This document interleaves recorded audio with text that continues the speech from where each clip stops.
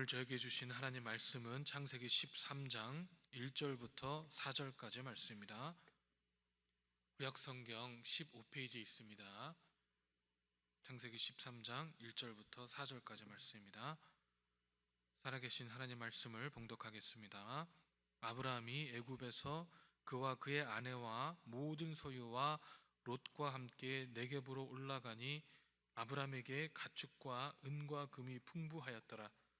그가 네겝에서부터 길을 떠나 베델에 이르며 베델과 아위 사이 곧 전에 장막 쳤던 곳에 이르니 그가 처음으로 제단을 쌓은 곳이라. 그가 거기서 여호와의 이름을 불렀더라. 아멘. 하나님의 언약을 따라서 그 하나님께서 지시할 땅으로 나아갔던 아브라함이 그 땅에 신한 기근이 찾아오자 애굽으로 내려갑니다. 아브라함은 하나님께서 약속하신 가나안에 있는 동안 안전했고 하나님을 전적으로 의지하였기 때문에 담대할 수 있었습니다. 그러나 그 풍요롭고 안전했던 환경에서 이 본인 스스로가 이 감당할 수 없는 재해와 역경이 찾아오자 하나님의 뜻이 무엇인가를 알려고 하기보다는 이 본인의 사려분별로 본인과 본인의 가족의 안전을 꾀하려고 했습니다. 아브라함의 행동은 어쩌면 너무나도 자연스러운 행동이라고 할 수 있습니다. 아브라함에게는 이미 많은 소유가 있었습니다. 특히 유목민이었던 아브라함에게는 이 돌봐야 하는 많은 가축들이 있었습니다. 심각한 가뭄 때문에 하나님의 약속의 땅이라고 할지라도 이 가축들을 치기에는 물과 풀이 턱없이 부족했을 것입니다. 그뿐만이 아닙니다. 아브라함에게는 딸린 식구들이 있었습니다. 아내 사라가 있었습니다. 조카 롯과 그의 가족도 있었습니다. 그리고 하란 땅에서 얻은 종들도 있었습니다. 이 많은 가속들을 먹여 살리려면 가장이고 족장인 아브라함은 가만히 있을 수가 없었습니다. 무엇보다도 결단을 내려야만 했습니다. 그런 상황에서 애굽이란 땅은 너무나도 매혹적이었습니다. 나일강이 흐릅니다. 이 나일강의 주기적인 범람이 애굽을 매우 비옥하게 해주었기 때문에 이 가축을 치거나 가족들을 먹여 살리기에는 너무나도 적합한 땅이었습니다. 그런데 애굽의 생활은 쉽지 않았습니다. 낯선 땅으로 이주한 아브라함은 두려움에 사로잡혔습니다. 여기 계신 저희도 이민 생활을 하고 있기 때문에 이방인으로서의 타국 생활을 하면 불이익이나 차별을 당할 수 있음을 말씀드리지 않아도 잘 알고 있을 것입니다. 더욱이 그때 당시에 애굽 사람들의 도덕성은 자신의 목적을 달성하기 위해서는 사람도 쉽게 죽일 수 있는 시대였습니다. 그러니 아리따운 여인을 아내로 둔 아브라함은 낯선 상에서 이 두려움에 사로잡힐 수밖에요. 그것도 성경을 보니 아내 살해 미모를 창세기 12장 14절에 애굽 사람들이 그 여인의 심히 아름다움을 보았고 라고 이야기하고 있습니다. 이렇게 어여쁜 아리따운 아내를 두었으니 이 두려움에 사로잡을 수밖에 없습니다. 여러분 생각해 보시기 바랍니다. 두려움에 사로잡힌 채로 살아야 하니 그 삶이 행복한 삶이었겠습니까? 하나님의 말씀을 의지해서 살 때는 담대했습니다. 하나님 앞에서의 담대한 삶은 이 삶의 형통함을 가지고 왔습니다. 재물이 많고 적음을 떠나서 가진 것이 많으냐 적으냐를 떠나서 이 삶의 모습이 우리의 행위가 담대할 수밖에 없습니다. 그런데 이 하나님의 말씀을 떠나서 이제는 두려움에 사로잡힌 삶을 살고 있으니 그 삶이 과연 형통했겠습니까? 아내를 누이라고 속였으니 항상 사람들의 이목을 조심해야 했습니다. 그러다 엎친 데 덮친 격으로 바로의 대신들의 눈에 띄어 본인의 아내를 후궁으로 데려갔으니 이 얼마나 괴로운 일이겠습니까? 이 창세기 12장 16절에 이에 바로가 그로 말미암아 아브람을 후대함으로 아브람의 양과 소와 노비와 암수 나귀와 낙타를 얻었다고 이야기하고 있는데, 아무리 바로가 많은 가축들과 종들과 재물을 준다고 할든 그 삶이 얼마나 피폐했겠습니까?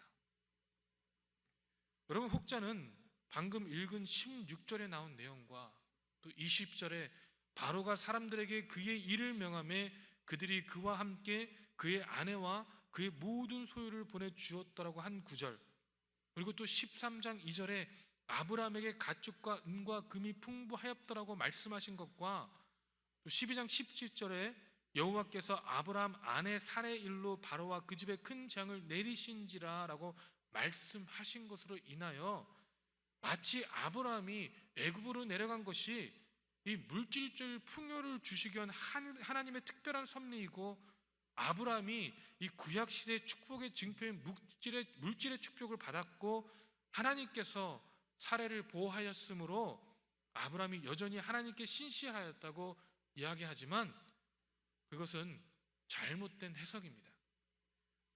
하나님께서 아브라함에 하여금 물질을 더 축적할 수 있도록 하신 것이나 하나님께서 사례를 보호하신 것은 아브라함의 어떠한 신실한 행동의 대가가 아니라 아브라함의 연약함과 제약 가운데서도 이 창세기 12장 2절에 하신 언약, 내가 너로 큰 민족을 이루고 내게 복을 주어 내 이름을 창대게 하겠다는 하나님의 언약의 말씀을 성취하시기 위한, 즉 하나님의 신실함을 나타내기 위함이지 이 아브라함의 행동으로 인한 것이 아니었습니다. 이 이사야 31장 1절에 도움을 구하러 애굽으로 내려가는 자들은 화 있을진저 그들은 말을 의뢰하며 병거의 많음과 마병의 심히 강함을 의지하고 이스라엘의 거룩하신 이를 앙모하지 아니하며 여호와를 구하지 아니하나니 아멘 이라고 말씀하고 있습니다. 하나님께서는 인간의 연약함과 제약 가운데서도 분명히 하나님의 신실함과 하나님의 약속을 성취해 나가십니다. 아멘. 하나님께서는요, 이 피폐해진 모습 그대로, 지친 모습 그대로인 아브람으로 하여금 다시 언약의 땅으로 눈을 돌릴 수 있도록 애굽이라는 세속의 상징의 땅에서 이끌어내셨습니다. 믿음의 사람이었던 아브람은 세상의 삶을 추구함으로 이스라엘인 경험을 통해서만 배울 수 있는 엄숙한 교훈을 배운 것입니다. 그리고 이스라엘인 교훈을 통하여 더욱 성숙하고 현명한 사람으로 돌아올 수 있었습니다. 하나님의 섭리를 떠나 애굽으로 갔던 아브라함이 다시 하나님의 약속의 땅으로 돌아왔을 때 이 첫 번째로 한 행동은 하나님의 이름을 부르는 것이었습니다. 애굽에서 그 지친 생활을 통하여 아브라함은 다시 본인이 하나님의 이름을 불렀던 그 장소를 그리워했을 것입니다. 그리고는 그 갈망함이 마침내 하나님께서 아브라함을 애굽으로 이끌어내셨을 때 아브라함이 처음으로 하나님의 이름을 불렀던 그 베델 동쪽의 산으로 그 발걸음을 이끌어내셨습니다. 오늘 본문의 말씀 3절과 4절을 보면 그가 네게부에부터 길을 떠나 베델에 이르며 베델과 아위 사이 곧 전에 장막 쳤던 곳에 이르니 그가 처음으로 제단을 쌓은 곳이라 그가 거기서 여호와의 이름을 불렀더라. 아멘 이라고 증거하고 있습니다. 아브라함은요, 본인의 생각과 경험을 토대로 한 삶에서 이 눈을 돌려 하나님을 바라봤을 때에 비로소 하나님의 이름을 부르짖을 수 있었습니다. 여러분, 우리가 사는 이 세상은 애국과 같은 세상입니다.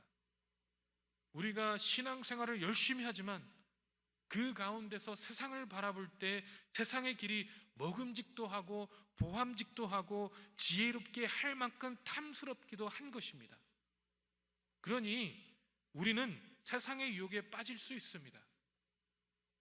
하나님의 결과와 하나님의 은혜는 인내가 필요한데 이 세상의 풍요로움과 세상의 유혹은 인내가 요구되지 않을 때가 너무나도 많습니다.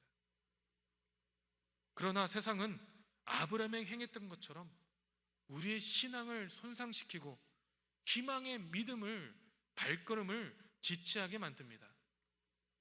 그럴 때일수록 우리는 하나님의 첫사랑, 하나님의 받은 은혜의 감격을 잊지 말아야 합니다.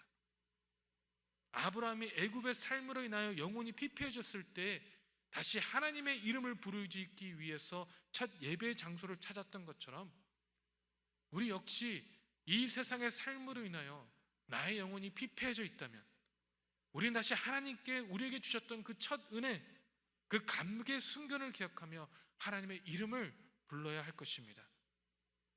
여러분, 우리는 지금의 우리의 신앙의 모습은 어떠한 모습 가운데 있습니까? 날마다 숨쉬는 순간마다 하나님의 은혜, 새롭게 하시는 주님의 은혜, 한량없는 은혜 가운데 우리 주님의 마음, 그 애통하는 마음을 가지고 하나님의 이름을 부르짖고 계십니까? 아니면은 영혼이 피폐해져 있으므로, 마음이 상해져 있으므로 그 첫사랑을 잃어버린 채 갈팡질팡하고 있으십니까? 만약에 우리가 하나님의 은혜를 회복하지 못하고 갈팡질팡하고 있다면 우리는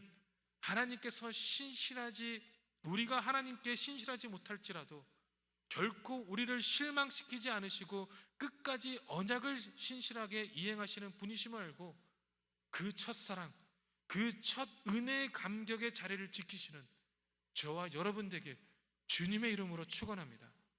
기도하겠습니다. 사랑의 하나님, 참으로 감사합니다. 아버지,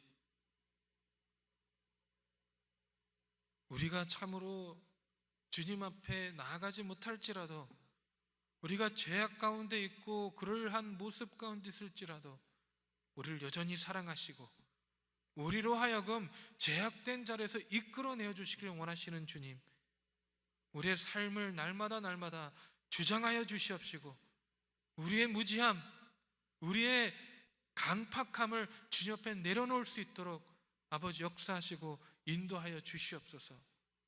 아버지, 그리하여 아버지 우리가 우리의 모습을 먼저 바라보고 우리 내면 안에 있는 아버지 우리가 하나님 앞에 내려오지 못하는 모습들을 먼저 바라보고 아버지 그것으로 인하여 애통해하며 그것으로 인하여 아버지 하나님 주님 앞에 부르짖을 수 있도록 인도하여 주시옵소서. 아버지, 내 삶이 하나님의 사랑으로, 내 삶이 하나님의 은혜로 족할 때에 아버지 비로소 나의 삶을 통하여 온전히 예수 그리스도가 드러날 수 있음을 고백하오니 아버지여, 내 안에 주님의 사랑과 내 안에 하나님의 모습이 넘쳐날 수 있도록 아버지 주장하여 주시옵시고 인도하여 주시옵소서. 성령의 충만함을 간구하기 전에 내 안에 계신 성령님으로 인하여 감사하고 내 안에 계신 사랑으로 인하여 감사하며 내 안에 계신 하나님의 역사함으로 인하여 감사할 수 있도록 인도하여 주시옵소서. 그리하여 주님만을 바라볼 때에, 하나님의 이름만을 부르짖을 때에 아버지 우리 안에 비로소 하나님의 형통함, 하나님의 풍성함이 있을 수 있도록 아버지여 역사하여 주시옵소서. 감사드리며 살아계신 예수 그리스도 이름으로 기도했습니다. 아멘. 하늘에 계신 우리 아버지여, 거룩히 여김을 받으시오며 나라의 임합시며 뜻이 하늘에서 이루어진 것 같이 땅에서도 이루어지리이다. 오늘날 우리에게 일용할 양식을 주옵시고 우리가 우리에게 죄진 자를 사하여 준 것 같이 우리 죄를 사하여 주옵시며 우리를 시험에 들지 말게 하옵시고 다만 악에서 구하옵소서. 대개 나라와 권세와 영광이 아버지께 영원히 있사옵나이다. 아멘.